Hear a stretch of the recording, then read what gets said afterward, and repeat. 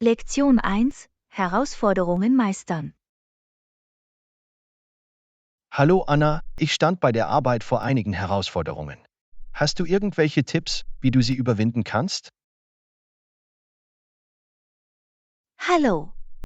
Herausforderungen gehören zum Leben, John. Eine Möglichkeit, sie zu überwinden, besteht darin, eine positive Denkweise aufrechtzuerhalten. Das ist ein gutes Argument, Anna.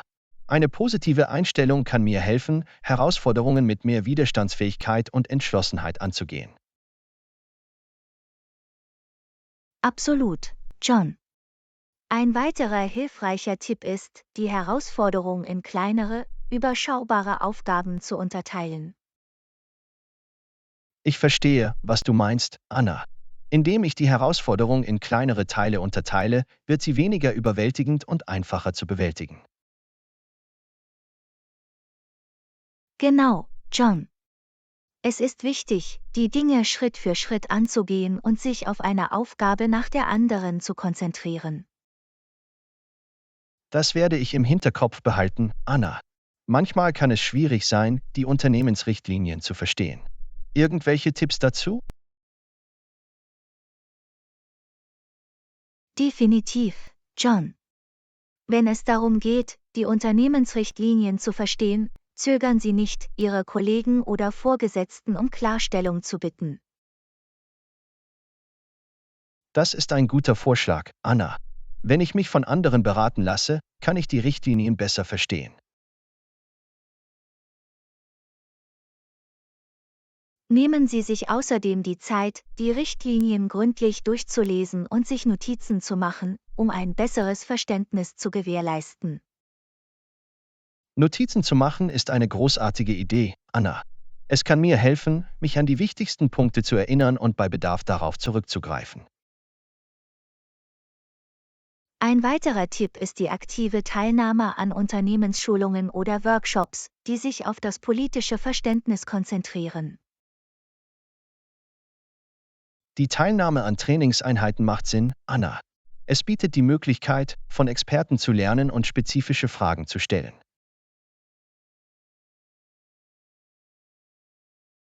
Absolut, John. Wenn Sie während des Trainings an Diskussionen teilnehmen und nach Klärung suchen, können Sie Ihr Verständnis verbessern. Danke für diese hilfreichen Tipps, Anna. Ich fühle mich jetzt besser gerüstet, um meine beruflichen Herausforderungen zu bewältigen. Du bist willkommen, John. Ich freue mich, dass ich dir weiterhelfen konnte. Denken Sie daran, dass Herausforderungen Chancen für Wachstum und Lernen sind. Das ist eine großartige Perspektive, Anna. Das werde ich im Hinterkopf behalten und Herausforderungen mit einer positiven Einstellung angehen. Ich habe keinen Zweifel, dass du jede Herausforderung meistern wirst, die dir in den Weg kommt, John. Bleib entschlossen und konzentriert. Danke für deine ermutigenden Worte, Anna. Ich schätze Ihre Unterstützung und Anleitung. Du bist willkommen, John. Denken Sie daran, Sie sind nicht allein, wenn es um Herausforderungen geht. Verlassen Sie sich auf Ihre Kollegen und holen Sie sich bei Bedarf Unterstützung. Das werde ich, Anna. Ich bin dankbar, ein unterstützendes Team um mich herum zu haben. Nochmals vielen Dank und ich werde weiter vorankommen. Du machst das großartig, John. Machen Sie mit der ausgezeichneten Arbeit weiter und zögern Sie nicht, sich an uns zu wenden, wenn Sie weitere Hilfe benötigen. Das weiß ich zu schätzen, Anna. Ich melde mich auf jeden Fall, wenn ich weitere Ratschläge benötige. Passen Sie auf sich auf und ich werde bald mit Ihnen sprechen. Lektion 2: Planung des Unterkunftsbudgets. Hallo Anna, ich fange an, meinen Urlaub zu planen. Was ist Ihr bevorzugtes Budget für die Unterkunft, wenn Sie reisen? Hallo. Das ist eine gute Frage, John. Das hängt vom Reiseziel und dem Komfort ab, den ich suche. Ich verstehe. Also, entscheiden Sie sich normalerweise für budgetfreundliche Unterkünfte oder bevorzugen Sie luxuriösere Optionen? Es hängt wirklich von meinem Budget für die Reise ab, John.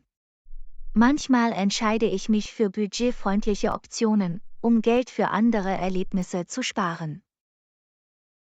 Das macht Sinn, Anna. Es ist wichtig, das Budget mit Bedacht zuzuweisen, um das Beste aus der gesamten Reise herauszuholen. Absolut, John. Es gibt jedoch Zeiten, in denen ich etwas gönne und mir für einen besonderen Anlass einen luxuriöseren Aufenthalt gönne. Das klingt nach einer guten Balance, Anna. Es tut gut, sich auf Reisen hin und wieder selbst zu belohnen. Definitiv, John. Beim Reisen geht es darum, unvergessliche Erlebnisse zu schaffen, und die Unterkunft spielt dabei eine wichtige Rolle. Also, wie finden Sie normalerweise eine Unterkunft, die Ihrem bevorzugten Budget entspricht? Ich beginne oft damit, online zu recherchieren, John. Es gibt viele Reisewebsites und Apps, die eine Vielzahl von Optionen bieten. Das ist ein guter Ansatz, Anna. Es ermöglicht Ihnen, Preise zu vergleichen und Bewertungen von anderen Reisenden zu lesen. Ja, das Lesen von Bewertungen ist unerlässlich, John. Es hilft mir ein Bild von der Qualität und dem Wert der Unterkunft zu machen. Haben Sie weitere Tipps für die Suche nach einer günstigen Unterkunft? Ein Tipp ist, in Gästehäusern oder Hostels statt in Hotels zu übernachten, insbesondere wenn Sie alleine oder mit einem knappen Budget reisen. Das ist ein toller Tipp, Anna. Pensionen und Hostels bieten oft günstigere Preise und die Möglichkeit, andere Reisende kennenzulernen. Eine andere Möglichkeit ist, nach Angeboten und Rabatten zu suchen, John. Viele Websites bieten Sonderangebote oder Last-Minute-Angebote an. Das werde ich im Hinterkopf behalten, Anna. Es lohnt sich immer, nach Rabatten zu suchen, die helfen können, das Budget für Unterkünfte zu schonen. Absolut, John. Vergessen Sie abschließend nicht, die Lage der Unterkunft zu berücksichtigen. Manchmal können Sie Geld sparen, wenn Sie etwas weiter vom Stadtzentrum entfernt sind. Das ist ein gutes Argument, Anna. Solange es einen bequemen Transport gibt, kann es eine budgetfreundliche Wahl sein, etwas außerhalb der Stadt zu wohnen. Genau, John. Es geht darum, das richtige Gleichgewicht zwischen Komfort, Budget und Lage zu finden. Danke, dass du diese Tipps geteilt hast, Anna. Es hat mir einige Ideen gegeben, wie ich mein Unterkunftsbudget effektiver planen kann. Du bist willkommen, John. Ich freue mich, dass ich helfen konnte. Denken Sie daran, dass die Suche nach der richtigen Unterkunft zum allgemeinen Reiseerlebnis beiträgt. Ich schätze deinen Rat, Anna. Ich werde all diese Faktoren bei der Planung meiner bevorstehenden Reise berücksichtigen.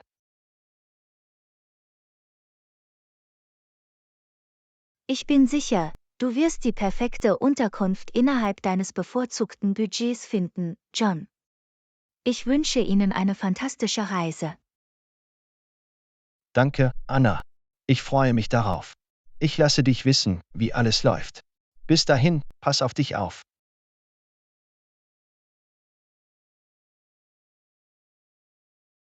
Lektion 3: Maßgeschneiderte Dienstleistungen für Unternehmen. Hallo Anna, denken Sie, dass es wichtig ist, mehr für maßgeschneiderte Dienstleistungen zu bezahlen, wenn es um Unternehmensdienstleistungen geht? Hallo.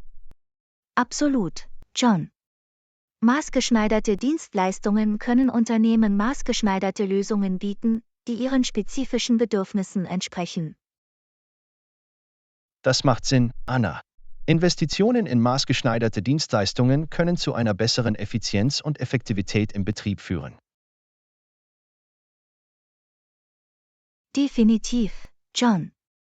Maßgeschneiderte Dienstleistungen sind so konzipiert, dass sie den individuellen Herausforderungen und Anforderungen jedes Unternehmens gerecht werden. Was sind also einige Beispiele für maßgeschneiderte Dienstleistungen, von denen Unternehmen profitieren könnten? Ein Beispiel sind personalisierte Marketingstrategien, John. Die Anpassung von Marketingkampagnen an bestimmte Kundensegmente kann zu besseren Ergebnissen führen. Das ist ein gutes Beispiel, Anna. Es ermöglicht Unternehmen, effektiver mit ihrer Zielgruppe in Kontakt zu treten.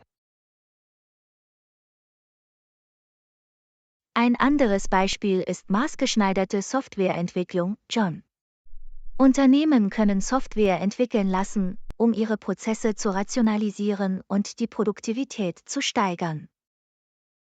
Maßgeschneiderte Software klingt nach einer wertvollen Investition, Anna. Sie kann Unternehmen dabei helfen, ihren Betrieb zu optimieren und der Konkurrenz einen Schritt voraus zu sein. Absolut, John. Maßgeschneiderte Beratungsleistungen sind ebenfalls wichtig.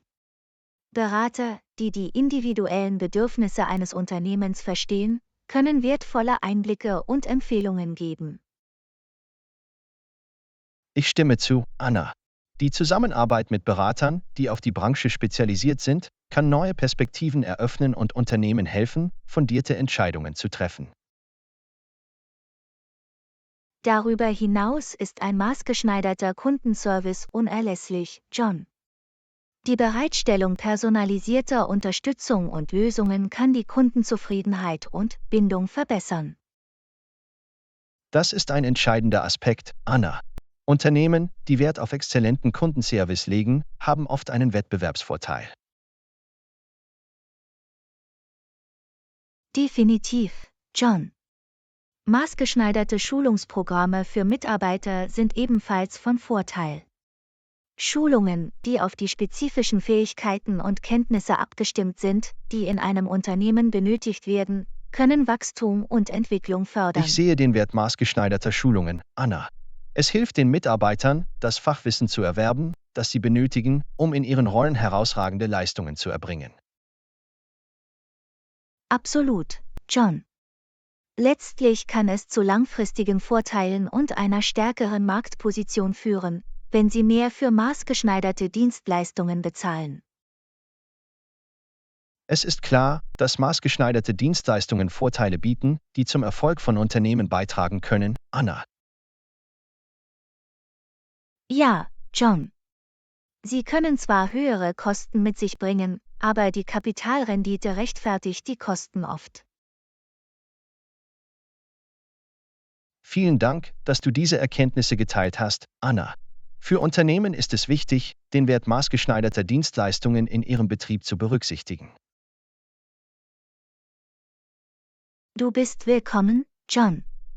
Ich freue mich, dass ich zu der Diskussion beitragen konnte. Maßgeschneiderte Dienstleistungen können für Unternehmen wegweisend sein. Ich schätze deinen Beitrag, Anna. Es hat mir ein tieferes Verständnis für die Bedeutung maßgeschneiderter Dienstleistungen gegeben. Nochmals vielen Dank.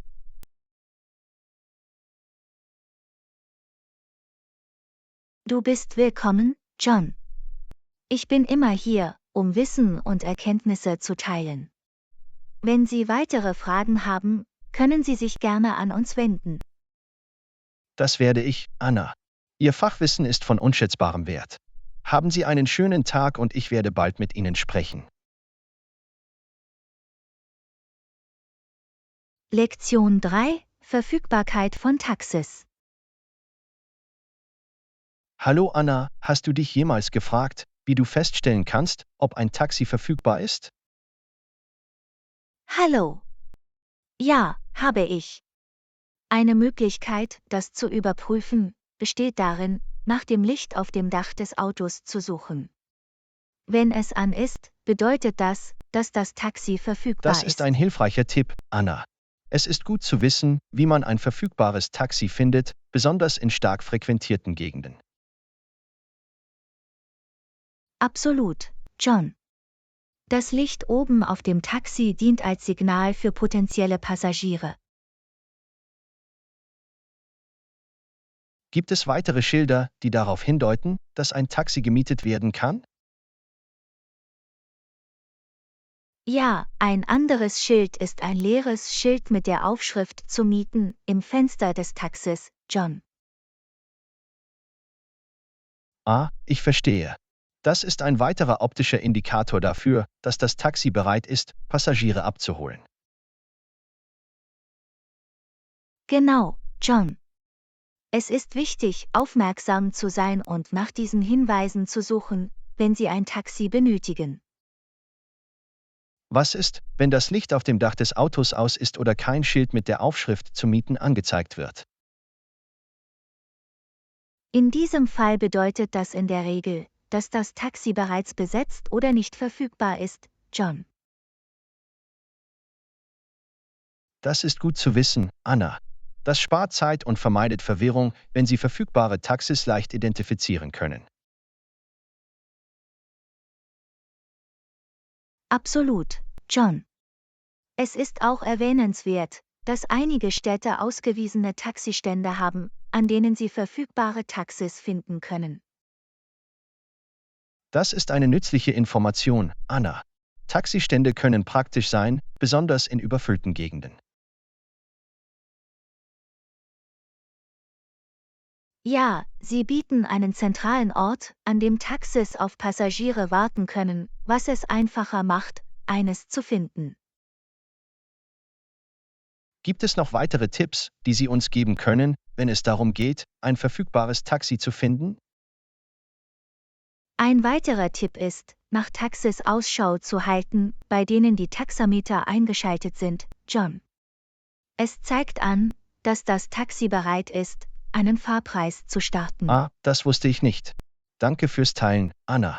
Das ist eine weitere hilfreiche Methode, um ein verfügbares Taxi zu identifizieren. Du bist willkommen, John. Ich freue mich, dass ich diese Tipps teilen konnte. Sie können sich als nützlich erweisen, wenn Sie ein Taxi benötigen. Auf jeden Fall, Anna. Wenn Sie sich dieser Zeichen und Signale bewusst sind, kann es viel reibungsloser sein, ein Taxi zu bekommen. Ich stimme zu, John. Es geht darum, aufmerksam zu sein und zu wissen, worauf man achten muss. Nochmals vielen Dank, Anna. Ihre Erkenntnisse waren wertvoll. Ich werde mich an diese Tipps erinnern, wenn ich das nächste Mal ein Taxi brauche. Du bist willkommen, John. Ich freue mich, dass ich helfen konnte. Denken Sie daran, auf Nummer sicher zu gehen und vorsichtig zu sein, wenn Sie in ein Taxi steigen. Absolut, Anna. Sicherheit hat immer oberste Priorität. Passen Sie auf sich auf, und ich werde bald mit Ihnen sprechen. Lektion 4: Oberflächen und ihre Schönheit. Hallo Anna, ist dir schon einmal aufgefallen, wie unglaublich schön verschiedene Oberflächen sein können? Hallo. Ja, habe ich. Manche Oberflächen können erstaunliche Texturen und Muster aufweisen, die optisch ansprechend sind.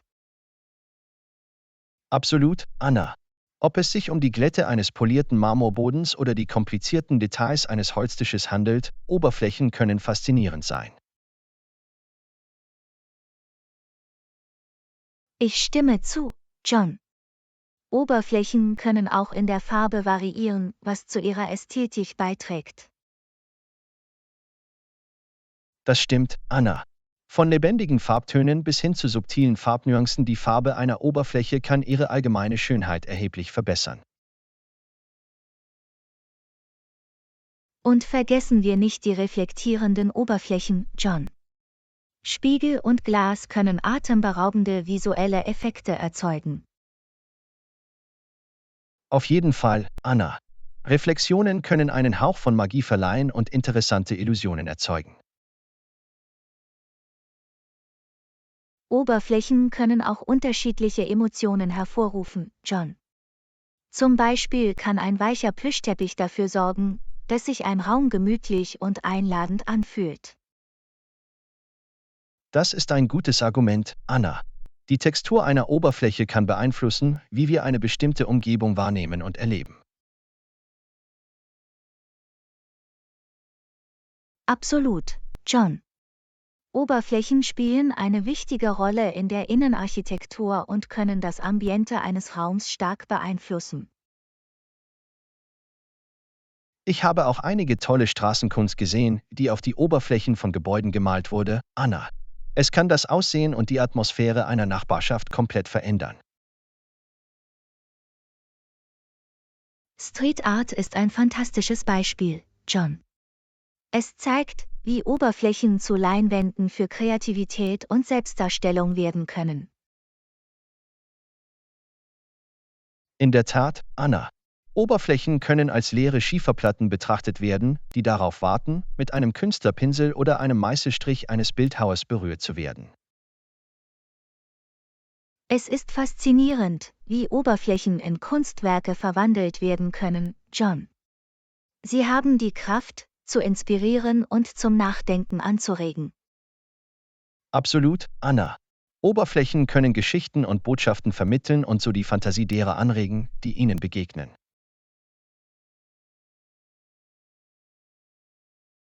Und es ist nicht nur visuelle Schönheit, John. Oberflächen können auch taktiles Vergnügen bereiten, wie zum Beispiel die Glätte von Seide oder die Rauheit einer Steinmauer. Du hast recht, Anna. Unser Tastsinn ermöglicht es uns, die verschiedenen Texturen und Empfindungen zu schätzen, die Oberflächen bieten. Oberflächen können wirklich mehrere Sinne ansprechen, John. Sie tragen zu unserer gesamten sensorischen Erfahrung der Welt um uns herum bei. Ich könnte nicht mehr zustimmen, Anna.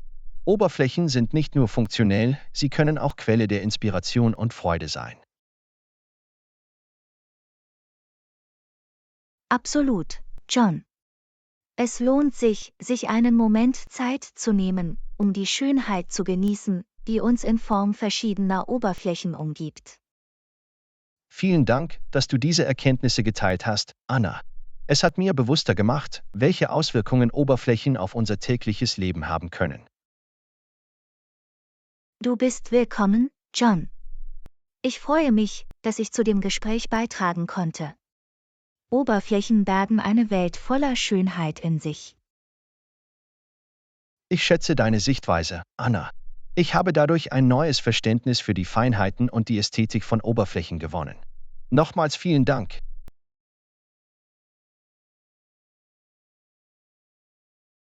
Du bist willkommen, John. Ich bin immer hier, um Wissen und Erkenntnisse zu teilen. Wenn Sie weitere Fragen haben, können Sie sich gerne an uns wenden. Das werde ich, Anna. Ihr Fachwissen ist von unschätzbarem Wert. Haben Sie einen schönen Tag und ich werde bald mit Ihnen sprechen. Lektion 5: Digitale Ablenkungen. Hallo Anna, ist dir aufgefallen, dass die Leute auch bei der Arbeit immer an ihren Bildschirmen kleben? Hallo John. Ja, es ist wahr. Digitale Geräte sind aus unserem täglichen Leben nicht mehr wegzudenken. Es ist nicht mehr nur für den persönlichen Gebrauch. Selbst in professionellen Umgebungen werden Menschen ständig von ihren Bildschirmen abgelenkt. Absolut.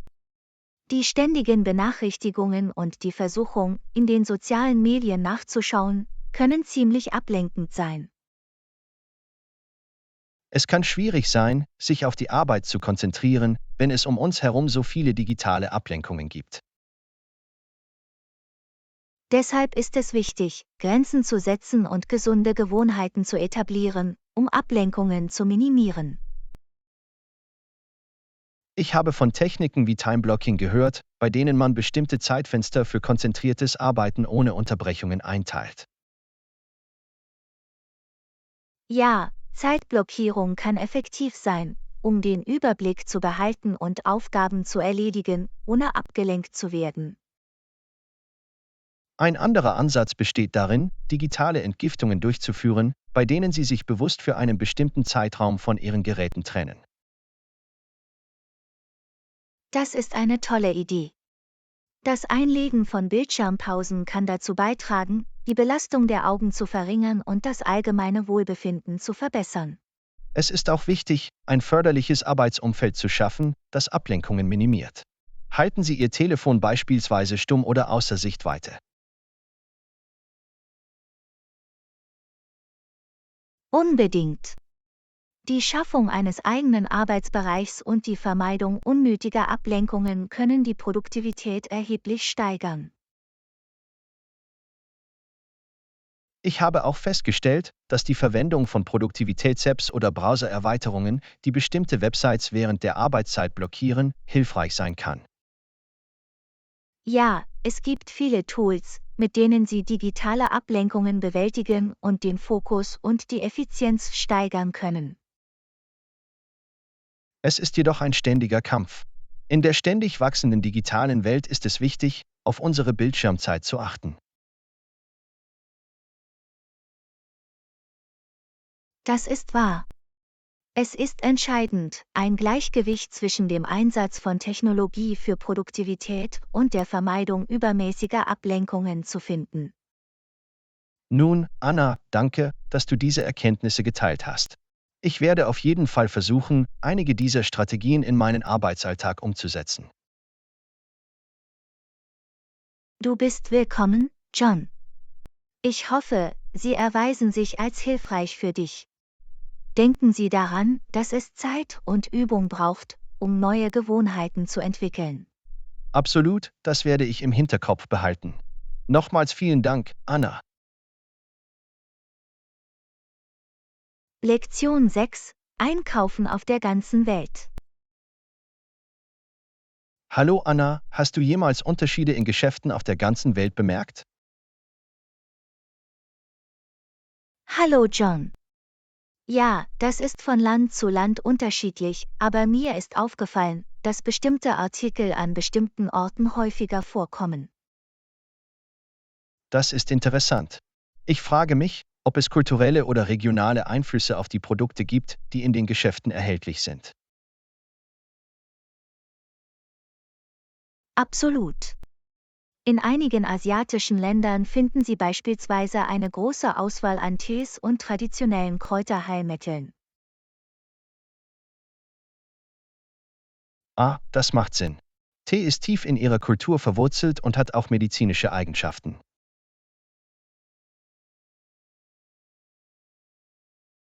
Das ist richtig. In Europa finden Sie auf lokalen Märkten oft eine große Auswahl an Käse und handwerklich hergestelltem Brot. Oh, ich liebe Käse. Ich kann mir vorstellen, wie herrlich es wäre, die verschiedenen Sorten in Europa zu erkunden. Es ist ein Paradies für Käseliebhaber. Apropos Märkte, in vielen Teilen Afrikas finden Sie lebendige Märkte unter freiem Himmel, auf denen frische Produkte und Gewürze verkauft werden. Das klingt unglaublich. Ich kann mir vorstellen, welche Farben und Aromen die Luft auf diesen Märkten erfüllen. Es ist wirklich ein sensorisches Erlebnis. In einigen südamerikanischen Ländern finden Sie auf Märkten und kleinen Geschäften einzigartiges Kunsthandwerk und Textilien. Kunsthandwerk kann so schöne und bedeutungsvolle Souvenirs sein. Es ist schön zu sehen, wie die Handwerkskunst in verschiedenen Kulturen erhalten geblieben ist. Auf jeden Fall. Und in Nordamerika finden Sie große Supermärkte mit einer breiten Produktpalette, einschließlich internationaler Lebensmittel. Ja, die Vielfalt in Nordamerika ermöglicht eine große Auswahl an Speisen aus verschiedenen Kulturen. Es ist faszinierend zu sehen, wie unterschiedlich Einkaufserlebnisse auf der ganzen Welt sein können, was die lokalen Bräuche und Traditionen widerspiegelt. Absolut. Wenn Sie auf Reisen lokale Geschäfte und Märkte erkunden, können Sie einen Einblick in die Kultur eines Ortes erhalten.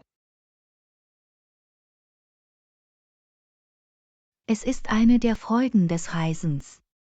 Sie können in die einzigartigen Einkaufserlebnisse verschiedener Länder eintauchen.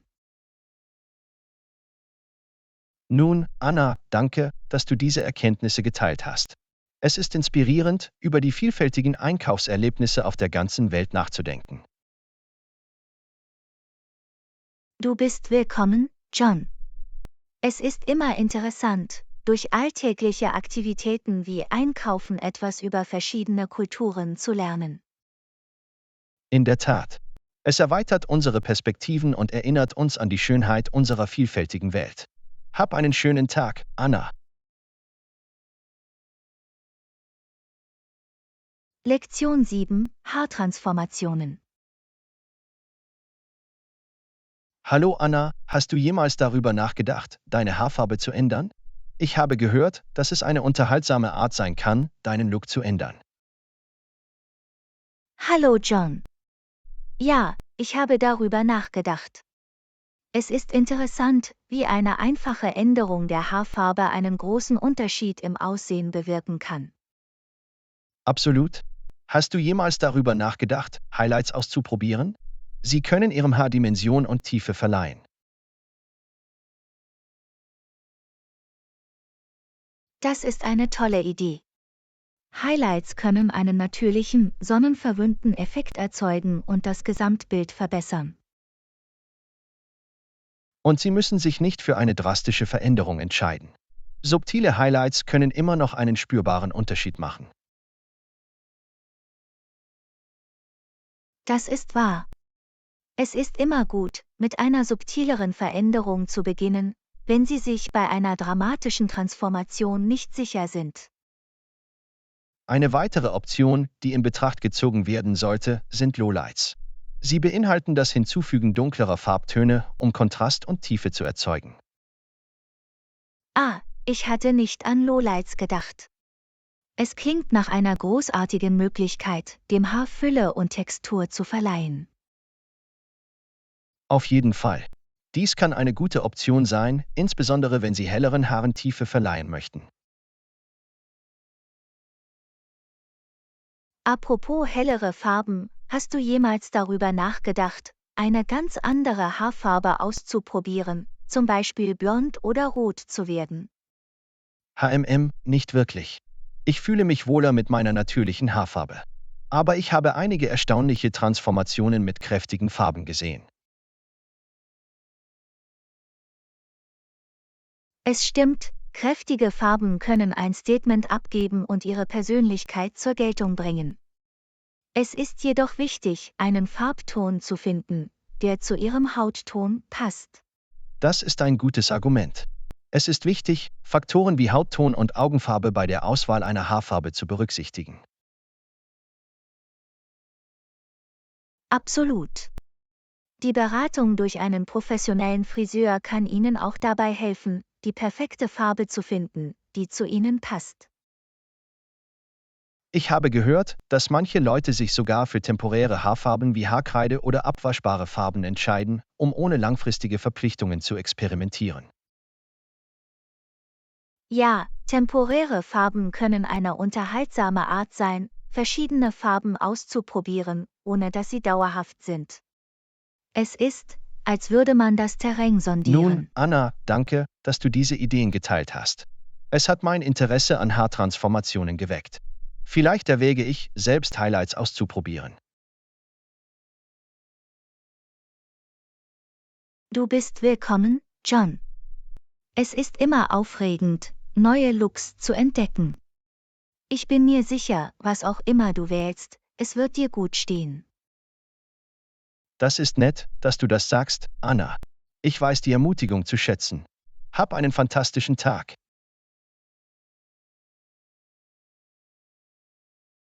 Lektion 8: Organisation von Lebensmittelgeschäften. Hallo Anna, ist dir schon einmal aufgefallen, wie Lebensmittelgeschäfte ihre Produkte organisieren? Es ist interessant zu sehen, wo verschiedene Gegenstände platziert werden. Hallo John. Ja, es ist faszinierend. Mir ist aufgefallen, dass bestimmte Gegenstände, wie Karotten, oft im Mittelgang zu finden sind. Das ist wahr. Karotten befinden sich normalerweise in der Mitte, da sie ein häufig verwendetes Gemüse sind und in vielen Gerichten vorkommen. Genau. Und wo wir gerade von Gängen sprechen, ist Ihnen auch aufgefallen, dass Tomaten oft am Ende eines Ganges platziert werden. Ja, Tomaten werden oft gut sichtbar am Ende eines Ganges ausgestellt, um die Aufmerksamkeit der Käufer auf sich zu ziehen. Sie sind beliebt und vielseitig. Es ist eine kluge Strategie, sie dort zu platzieren. Es erleichtert Käufern, sie zu finden, und fördert Impulskäufe. Auf jeden Fall. Die Gestaltung eines Lebensmittelgeschäfts kann unsere Kaufentscheidungen beeinflussen. Aus diesem Grund sind bestimmte Produkte strategisch platziert. Absolut. Oft finden Sie wichtige Dinge wie Milch und Eier im hinteren Teil des Ladens, sodass Sie durch andere Gänge gehen müssen. Ja, sie werden Ankerprodukte genannt, weil sie dich dazu zwingen, durch das Geschäft zu navigieren und unterwegs möglicherweise andere Artikel zu entdecken. Und ist Ihnen schon einmal aufgefallen, dass gesündere Snacks in der Regel auf Augenhöhe serviert werden, während weniger nahrhafte Optionen oft in niedrigeren oder höheren Regalen zu finden sind? Ja, es ist eine Möglichkeit, die Entscheidungen der Verbraucher zu beeinflussen und gesündere Optionen zu fördern. Es erfordert etwas mehr Mühe, die weniger gesunden Snacks zu finden. Ich denke, es ist wichtig, sich dieser Taktiken bewusst zu sein und beim Einkaufen bewusste Entscheidungen zu treffen. Absolut. Es ist gut, Etiketten zu lesen und fundierte Entscheidungen darüber zu treffen, was wir in unseren Einkaufswagen legen. Auf jeden Fall. Wenn wir verstehen, wie Geschäfte ihre Produkte organisieren, können wir zu achtsameren Käufern werden. Das ist wahr. Es geht darum, sich dessen bewusst zu sein und Entscheidungen zu treffen, die unseren Vorlieben und Werten entsprechen. Lektion 9: Aktivitäten im Freien.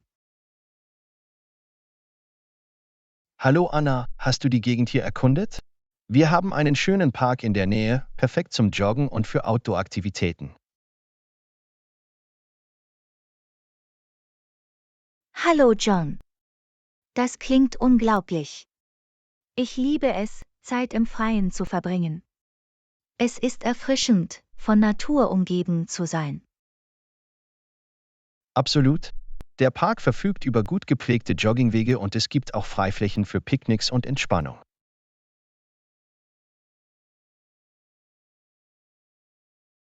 Das ist wunderbar. Es ist toll, einen Ort zu haben, an dem Sie verschiedenen Aktivitäten nachgehen und sich vom geschäftigen Stadtleben erholen können. Ja, es ist eine friedliche Flucht vor dem Trubel. Außerdem bietet der Park eine wunderschöne Landschaft und die Möglichkeit, sich mit der Natur zu verbinden. Ich finde, dass der Aufenthalt in der Natur eine beruhigende Wirkung auf Körper und Geist haben kann. Es ist eine großartige Möglichkeit, Stress abzubauen und Auf neue jeden Fall. Energie zu Und der tanken. Park verfügt auch über verschiedene Sportanlagen wie Tennisplätze und Basketballplätze, sodass Sie Mannschaftssportarten ausüben oder Ihre Fähigkeiten üben können. Das ist fantastisch. Es bietet Möglichkeiten für Einzel- und Gruppenaktivitäten. Es klingt nach einem Ort für alle. Absolut. Es ist für jeden etwas dabei, egal ob Sie gerne joggen, Sport treiben oder einfach nur gemütlich spazieren gehen.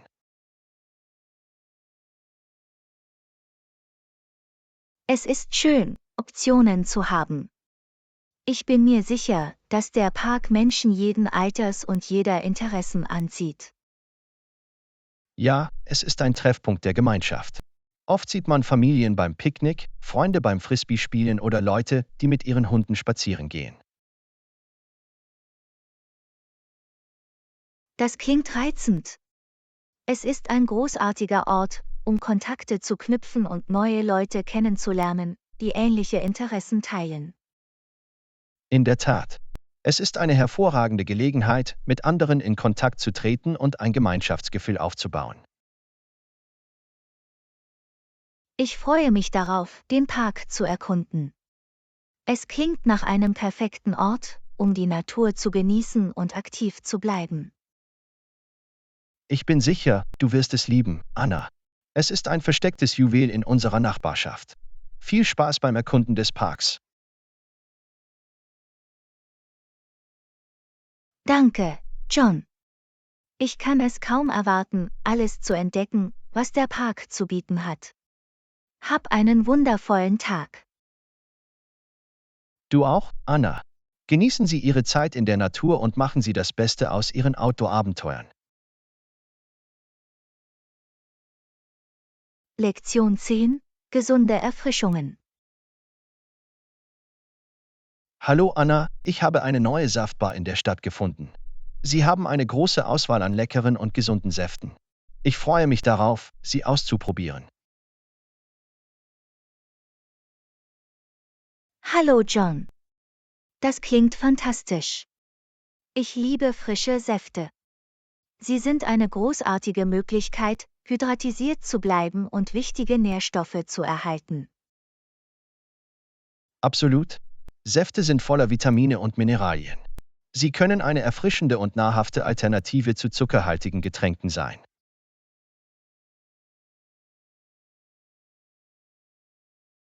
Ich stimme voll und ganz zu. Es ist wichtig, Getränke zu wählen, die unseren Körper nähren, anstatt zu leeren Kalorien beizutragen.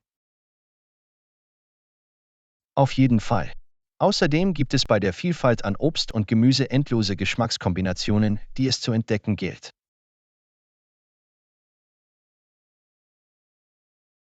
Das ist das Schöne an Säften. Sie können verschiedene Zutaten mischen, um einzigartige und schmackhafte Mischungen zu kreieren. Und die von mir erwähnte Saftbar bietet auch Smoothies mit frischem Obst und Joghurt an. Sie sind eine großartige Option für einen schnellen und sättigenden Snack. Smoothies sind wunderbar. Sie bieten ein ausgewogenes Verhältnis von Früchten, Eiweiß und gesunden Fetten. Sie können dich länger zufriedenstellen. Genau. Sie sind eine bequeme Möglichkeit, mehr Obst und Gemüse in Ihre Ernährung aufzunehmen. Ich freue mich darauf, die Saftbar zu besuchen. Es klingt nach einem perfekten Ort, um ein erfrischendes und nahrhaftes Getränk zu genießen. Du wirst es lieben, Anna. Sie haben auch eine gemütliche Sitzecke, in der Sie sich entspannen und Ihr Getränk genießen können. Das ist eine nette Geste. Es schafft eine einladende Atmosphäre, in der sich die Kunden entspannen und Kontakte knüpfen können. Ja, es ist ein großartiger Ort, um sich mit Freunden zu treffen oder sogar einen ruhigen Moment für sich zu haben. Ich kann es kaum erwarten, Ihre Säfte zu probieren und vielleicht neue Geschmackskombinationen zu entdecken. Ich bin sicher, du wirst etwas finden, das dir Spaß machen wird. Es macht immer Spaß, mit verschiedenen Obst- und Gemüsesorten zu experimentieren. Danke, dass du diesen Fund geteilt hast, John. Es ist immer toll, neue Orte zu entdecken, die gesunde Entscheidungen fördern. Du bist willkommen, Anna. Ich freue mich, dass du dich darüber freust. Genießen Sie Ihren Besuch an der Saftbar und genießen Sie diese erfrischenden Aromen. Lektion 11: Weinverkostung. Hallo Anna, warst du schon einmal auf einer Weinverkostung? Ich habe gehört, dass Sie eine große Auswahl an Rot- und Weißweinen haben. Hallo John. Nein, habe ich nicht, aber es klingt nach einer großartigen Idee. Ich wollte schon immer mehr über verschiedene Weinsorten erfahren. Weinproben sind eine fantastische Möglichkeit, die Aromen und Eigenschaften verschiedener Weine zu erkunden und zu schätzen. Das klingt faszinierend. Wird es Experten geben, die die Verkostung leiten, oder ist es eher ein selbstgesteuertes Erlebnis? In der Regel gibt es Sommeliers oder sachkundige Mitarbeiter, die Informationen zu jedem Wein geben und während der Verkostung beratend zur Seite stehen. Das ist hilfreich. Es ist immer gut, jemanden zu haben, der sich auskennt, um die Nuancen zu erklären und alle Fragen zu beantworten. Absolut. Sie können Einblicke in den Weinherstellungsprozess und die Regionen geben, aus denen die Weine stammen, und sogar Vorschläge zu Speisen machen. Ich finde die Kunst, Wein mit Essen zu kombinieren, faszinierend. Es kann das kulinarische Erlebnis verbessern und die besten Aromen zur Geltung bringen. Auf jeden Fall. Die richtige Kombination aus Wein und Essen kann ein harmonisches Gleichgewicht schaffen und den Gesamtgeschmack verbessern. Ich bin neugierig, gibt es bestimmte Etikette oder Rituale im Zusammenhang mit der Weinverkostung? Ja, es gibt einige allgemeine Richtlinien, die befolgt werden müssen. Zum Beispiel ist es üblich, das Weinglas am Stiel zu halten, um zu vermeiden, dass der Wein mit der Hand erwärmt wird. Das macht Sinn. Die Temperatur kann den Geschmack des Weins beeinflussen, daher ist es wichtig, die ideale Serviertemperatur beizubehalten. Genau. Es wird auch empfohlen, den Wein im Glas vorsichtig zu schwenken, um seine Aromen freizusetzen, bevor Sie einen Schluck trinken. Ah, ich habe Leute das tun sehen. Es hilft, die gesamte Palette der Düfte und Aromen des Weins einzufangen. Genau. Und bei der Verkostung ist es üblich, kleine Schlucke zu nehmen, damit der Wein Ihren Gaumen umhüllt und Sie die verschiedenen Noten genießen können. Ich kann mir vorstellen, wie das dazu beitragen kann, die Komplexität und Eigenschaften jedes Weins zu schätzen. Es ist eine wunderschöne Erfahrung, Anna. Die Welt des Weins hat so viel zu bieten, und Verkostungen sind eine großartige Möglichkeit, Ihr Wissen zu entdecken und zu erweitern. Ich freue mich darauf, es auszuprobieren. Es klingt nach einer wunderbaren Gelegenheit, neue Lieblingsweine zu lernen und zu entdecken. Ich bin sicher, du wirst es genießen. Weinproben können sowohl lehrreich als auch unterhaltsam sein. Prost auf die Erweiterung unseres Weinhorizonts. Lektion 12: Kunstausstellung. Hallo Anna, in der Innenstadt findet eine Kunstausstellung statt. Ich denke, Sie würden es schätzen, wenn Sie sich für zeitgenössische Kunst interessieren. Hallo John. Das klingt faszinierend. Ich erkunde gerne verschiedene Kunstformen. Ich werde mein Bestes geben, um zur Ausstellung zu kommen. Das ist toll zu hören, Anna. Kunstausstellungen sind fantastische Gelegenheiten, um in die Kreativität einzutauchen und sich inspirieren zu lassen. Absolut. Ich finde, Kunst ist ein starker Ausdruck von Emotionen und Ideen. Es ist faszinierend zu sehen, wie Künstler die Welt interpretieren. In der Tat. Diese Ausstellung zeigt Werke sowohl etablierter als auch aufstrebender Künstler. Ich bin gespannt, was Sie zu bieten haben.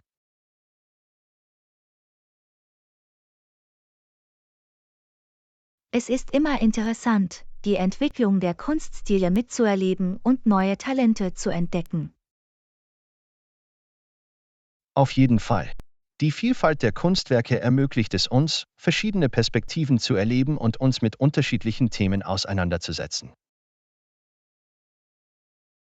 Ich bin neugierig, gibt es bestimmte Arten von Kunst, die in dieser Ausstellung gezeigt werden, oder ist es eine Mischung aus Medien? Es ist eine Mischung, Anna. Es gibt Gemälde, Skulpturen, Installationen und sogar einige digitale Kunstwerke. Das ist wunderbar. Es bietet ein umfassendes Erlebnis und spricht ein breites Spektrum künstlerischer Vorlieben an. Absolut. Die Ausstellung bietet auch die Möglichkeit, mit den Künstlern zu interagieren und mehr über ihren kreativen Prozess zu erfahren. Die Begegnung mit den Künstlern hinter den Kunstwerken sorgt für eine weitere Ebene der Wertschätzung und des Verständnisses. Das tut es. Sie können Einblicke in ihre Inspirationen, Techniken und die Botschaften gewinnen, die sie vermitteln wollen. Ich finde es immer wieder faszinierend, die Geschichten hinter den Kunstwerken zu hören. Es vertieft die Verbindung zu den Stücken. Ich freue mich, dass du das gleiche Gefühl teilst, Anna. Es ist bereichernd, sich auf persönlicher und emotionaler Ebene mit Kunst auseinanderzusetzen. Absolut, John. Kunst hat die Möglichkeit, Emotionen hervorzurufen und bedeutungsvolle Gespräche anzuregen. Das ist das Schöne daran. Es kann Sprachbarrieren überwinden und Verbindungen zwischen Menschen mit unterschiedlichem Hintergrund herstellen. Ich könnte nicht mehr zustimmen, John. Kunst ist eine universelle Sprache, die Menschen zusammenbringt. Gut gesagt, Anna. Ich hoffe, Sie schaffen es zur Ausstellung und haben eine wundervolle Erfahrung darin, die Welt der zeitgenössischen Kunst zu erkunden. Lektion 13: Fitnessroutine. Hallo Anna, ich habe in letzter Zeit einige neue Workouts ausprobiert und sie sind ziemlich effektiv. Ich probiere sie aus, wenn Sie interessiert sind. Hallo John. Das klingt großartig. Ich suche immer nach Möglichkeiten, fit und gesund zu bleiben. Wie oft sollte ich diese Workouts deiner Meinung nach pro Woche machen? Es hängt von Ihrem Fitnesslevel und Ihrem Zeitplan ab, aber es ist ein gutes Ziel, 3 bis 4 Mal pro Woche damit zu beginnen. Das klingt machbar. Konsistenz ist der Schlüssel, wenn es um Fitnessroutinen geht. Ich werde sicherstellen, dass es priorisiert wird. Absolut. Regelmäßige Bewegung verbessert nicht nur die körperliche Gesundheit, sondern auch das psychische Wohlbefinden. Ich habe gehört, dass Bewegung die Stimmung verbessern und Stress reduzieren kann. Es ist erstaunlich, wie eng unser Geist und unser Körper miteinander verbunden sind. Das ist richtig, Anna. Körperliche Aktivität setzt Endorphine frei, die natürliche Stimmungsaufheller sind. Das ist faszinierend. Also, diese neuen Trainingseinheiten, die du erwähnt hast, um welche Art von Übungen handelt es sich? Die Workouts, die ich gemacht habe, kombinieren Krafttraining, Ausdauertraining und etwas Flexibilitätsarbeit. Es klingt nach einer abgerundeten Routine. Krafttraining baut Muskeln auf, Cardio verbessert die Ausdauer und Flexibilität verbessert die Mobilität. Genau. Ein ausgewogener Ansatz hilft dabei, verschiedene Aspekte der Fitness ins Visier zu nehmen und sorgt dafür, dass das Training spannend bleibt. Ich schätze diese Abwechslung. Sie verhindert Langeweile und ermöglicht es mir, meinen Körper auf unterschiedliche Weise herauszufordern. Absolut. Es ist wichtig, dass Sie sich weiter anstrengen und die Intensität schrittweise erhöhen, wenn sich Ihr Fitnessniveau verbessert. Das werde ich im Hinterkopf behalten.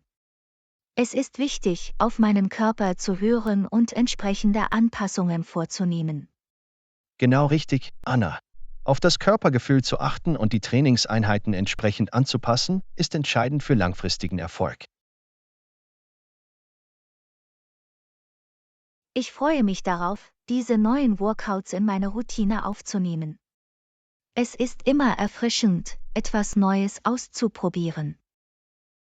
Ich freue mich, das zu hören. Denken Sie daran, sich vor jeder Sitzung aufzuwärmen und danach abzukühlen, um Verletzungen vorzubeugen. Guter Punkt. Dehnen und die richtigen Aufwärm- und Abkühlroutinen sind für die Vorbeugung von Verletzungen unerlässlich. Absolut. Und vergessen Sie nicht, während des Trainings ausreichend Flüssigkeit zu sich zu nehmen. Es ist wichtig, dass Sie Ihren Körper richtig mit Energie versorgen. Flüssigkeitszufuhr ist der Schlüssel. Ich werde sicherstellen, dass ich eine Wasserflasche griffbereit habe und während des Trainings viel Flüssigkeit trinke. Das ist der Geist, Anna.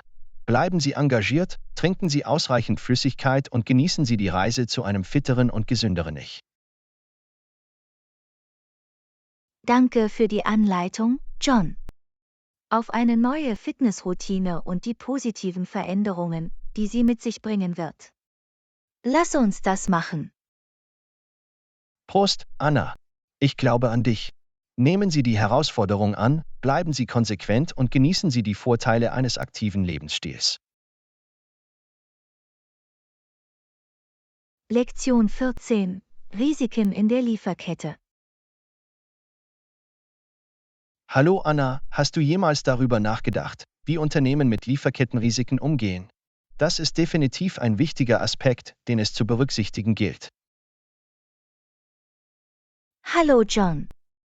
Absolut. Lieferkettenrisiken können erhebliche Auswirkungen auf den Betrieb und die Rentabilität eines Unternehmens haben. Wie gehen Sie mit diesen Risiken um? Nun, Unternehmen wenden verschiedene Strategien an, um Lieferkettenrisiken zu mindern. Ein gängiger Ansatz ist die Diversifizierung ihrer Lieferanten. Das macht Sinn. Es kann riskant sein, sich auf einen einzigen Lieferanten zu verlassen, insbesondere wenn es zu Betriebsstörungen kommt. Genau. Durch die Zusammenarbeit mit mehreren Lieferanten können Unternehmen die Auswirkungen von Störungen minimieren und einen stetigen Material- oder Produktfluss sicherstellen. Das ist eine kluge Strategie. Sie bietet ein Sicherheitsnetz und reduziert die Anfälligkeit für unvorhergesehene Ereignisse. Eine weitere Möglichkeit, wie Unternehmen mit Lieferkettenrisiken umgehen, ist die Implementierung robuster Überwachungs- und Nachverfolgungssysteme. Überwachungs- und Nachverfolgungssysteme helfen Ihnen, über den Status Ihres Inventars auf dem Laufenden zu bleiben und mögliche Probleme zu erkennen. Absolut. Echtzeitdaten ermöglichen es Unternehmen, schnell auf Störungen zu reagieren und alternative Lösungen zu finden. Es ist wichtig, einen Überblick über die Lieferkette zu haben. Auf diese Weise können Unternehmen fundierte Entscheidungen treffen und die erforderlichen Maßnahmen ergreifen. Neben der Überwachung führen Unternehmen auch eine proaktive Risikobewertung und Notfallplanung durch. Sie antizipieren also potenzielle Risiken und entwickeln Pläne, um sie im Voraus zu mindern? Ja, genau. Durch die Identifizierung potenzieller Risiken und die Aufstellung von Notfallplänen können Unternehmen schnell reagieren und die Auswirkungen minimieren.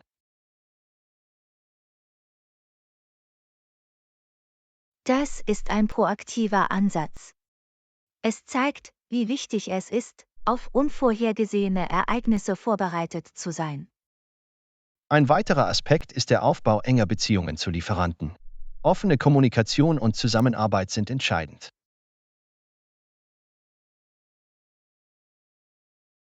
Durch die Pflege starker Beziehungen können Unternehmen mit ihren Lieferanten zusammenarbeiten, um Herausforderungen zu bewältigen und Lösungen zu finden. Absolut. Es ist eine Partnerschaft, bei der beide Parteien ein berechtigtes Interesse daran haben, eine reibungslose und zuverlässige Lieferkette zu gewährleisten.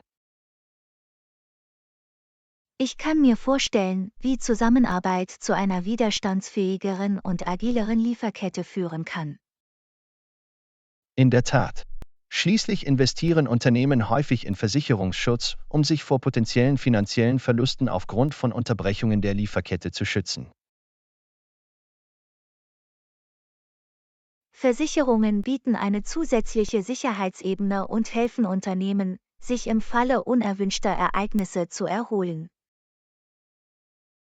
Genau. Es geht darum, Risiken zu managen, Störungen zu minimieren und den reibungslosen Waren- oder Dienstleistungsfluss sicherzustellen. Ich schätze die Einblicke, John. Es ist faszinierend, mehr über die Strategien zu erfahren, die Unternehmen anwenden, um mit Lieferkettenrisiken umzugehen. Ich freue mich, dass du es interessant findest, Anna.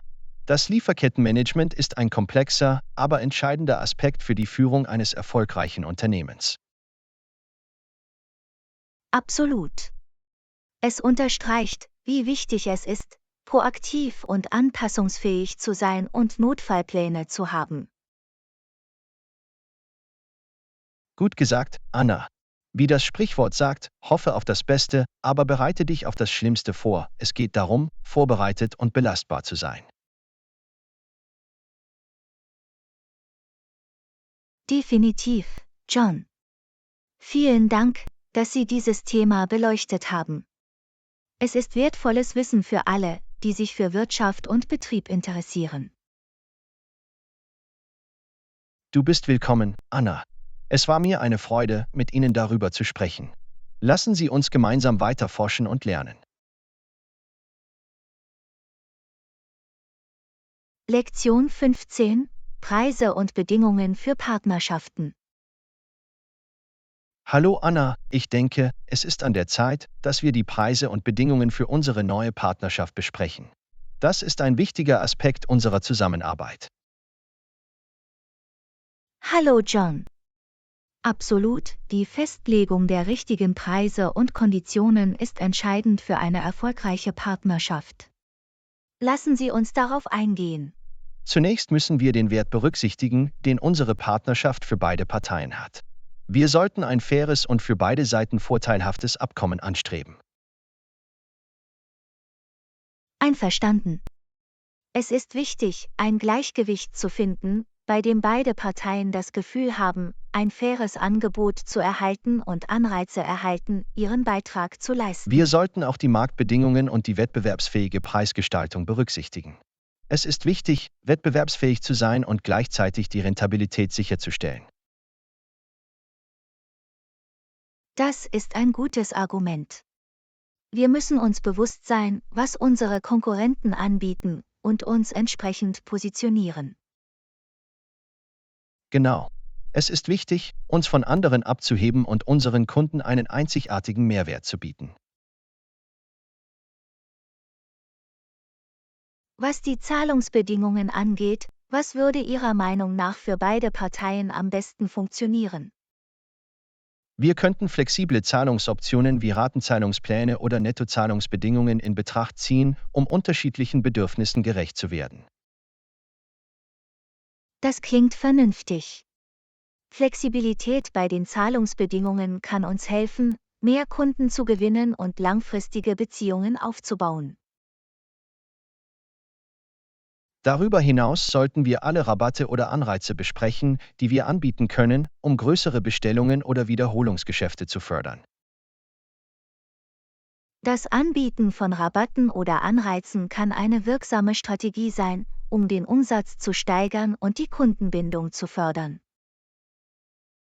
Absolut. Es lohnt sich auch, eine volumenbasierte Preisgestaltung in Betracht zu ziehen, bei der Kunden bei größeren Mengen von niedrigeren Preisen profitieren können. Eine volumenbasierte Preisgestaltung kann ein wirksames Mittel sein, um Kunden dazu zu bewegen, ihre Bestellmengen zu erhöhen. Wir sollten auch alle spezifischen Bedingungen im Zusammenhang mit der Produktlieferung erläutern, wie zum Beispiel Lieferzeiten und Versandpflichten. Klare und vereinbarte Lieferbedingungen sind entscheidend für einen reibungslosen Betrieb und Kundenzufriedenheit. Und vergessen wir nicht die Garantie- und Rückgaberichtlinien. Es ist wichtig, faire und transparente Richtlinien festzulegen.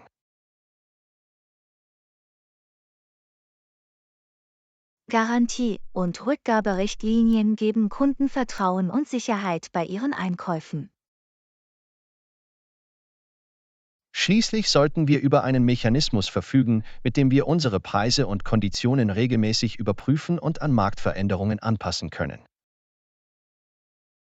Regelmäßige Überprüfungen ermöglichen es uns, wettbewerbsfähig zu bleiben und uns an die sich ändernden Kundenbedürfnisse und Marktdynamiken anzupassen. Genau. Es ist wichtig, agil und reaktionsschnell zu sein, um die Langlebigkeit und den Erfolg unserer Partnerschaft sicherzustellen. Ich schätze deine Nachdenklichkeit, John. Es ist klar, dass Preise und Konditionen eine wichtige Rolle für den Erfolg unserer Partnerschaft spielen. Danke, Anna. Offene und konstruktive Diskussionen sind unerlässlich, um eine solide Grundlage für unsere Zusammenarbeit zu schaffen. Ich könnte nicht mehr zustimmen. Ich bin zuversichtlich, dass wir mit sorgfältiger Überlegung und gegenseitigem Verständnis eine Win-Win-Partnerschaft aufbauen können. Absolut, Anna. Lassen Sie uns weiter zusammenarbeiten, um die Preise und Konditionen festzulegen, von denen unsere beiden Unternehmen profitieren.